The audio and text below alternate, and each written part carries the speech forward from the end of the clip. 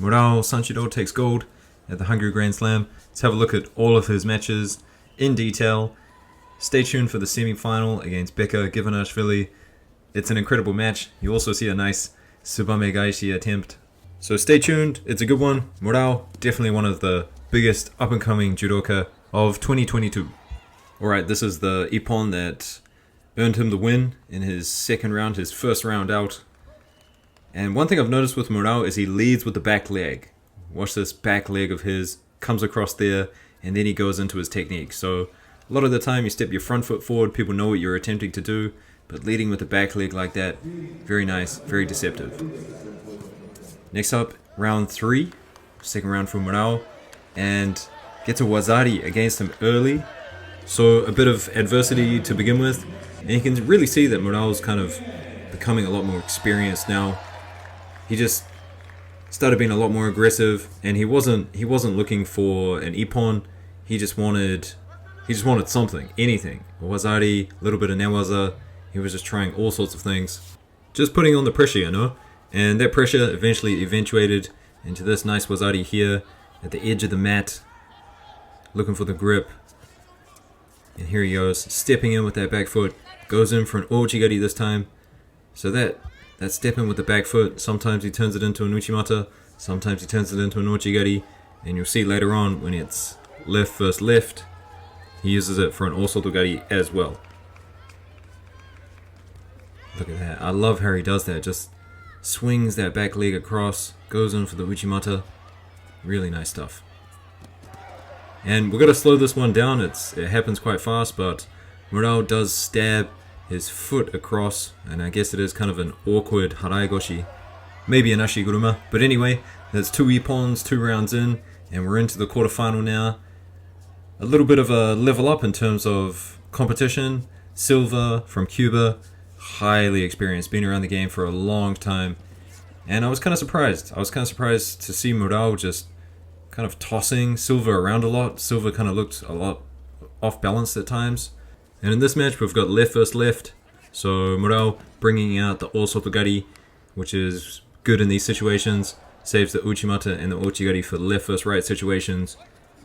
But look at him. It's so amazing just how he does that. Swings that back foot behind him and then jumps in there like that. Does it with all of his techniques. So all of his techniques are disguised and somewhat similar. Look what he's doing with that back leg. We'll have a look again, but he's just placing that back leg. He's just placing it carefully because if an opportunity comes, he's going to go for it. He's just putting that leg in the prime position.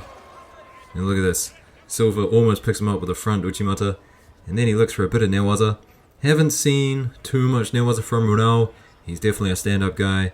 But, I mean, he's trying for something here. And I definitely think the top-level judoka... I mean, look at Ono Shohei. He goes to the ground occasionally when he needs to. And he definitely dominates on the ground when he does. So nice ouchigaishi here. We'll slow it down, have a look again. But this is what I meant by Silva just kind of being a bit unbalanced. I'm not sure exactly what it is. I don't see this a lot from him often, but I guess it's just the grips of Murao. He's very upright, and Silva's just kind of stretching a bit. He's looking for something that isn't really there. Right, now this was a good one, and there's that Tsubame Gaishi I was talking about. So Beka goes in for a nice little kosodo, and then Murao counters it beautifully. No score, but there's a lot of action in the semi-final. It ends in a score. I don't think it's a controversial one, but maybe Beka does, but I mean, this match was just insane. So I think Beka might have dug himself a hole a little bit. I think he was really, really aggressive and also looking for a lot of sacrifice throws. Not this karakuruma here, but looking for kind of tomoinage and sumigaishi. Just a lot of drop-down attempts when he didn't really have much going for him. And Murao just kind of... He played the patient game. And I still have to make a video about this, but Murao vs. Saito in Japan recently. Saito, obviously the plus 100 for Japan. They had a long match. And Murao, being the smaller guy, just was really patient, attacked when he needed to, and controlled the grips. It was beautiful. So save that for another day. We'll do another video on that at one point.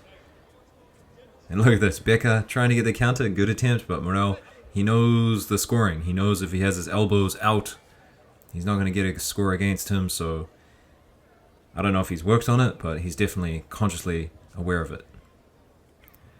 And this matchup is interesting. I guess Becker, he's a shorter guy, and Murao, the taller guy. I think Murao might struggle with shorter guys. I can't remember if it's Mashiyama or Tsukamoto, another guy from Japan. He's taken Murao's spot going to the World Championships, but he's also shorter and gives Murao some problems as well. So here we say Becker just, I mean, what was that? That was just an awkward attempt and some kind of sacrifice throw, but it's a problem. And you can see that he's obviously exhausted, and this may have caused him to lose the match. You never know. Would he have dropped down like that? Would he have fallen in the position?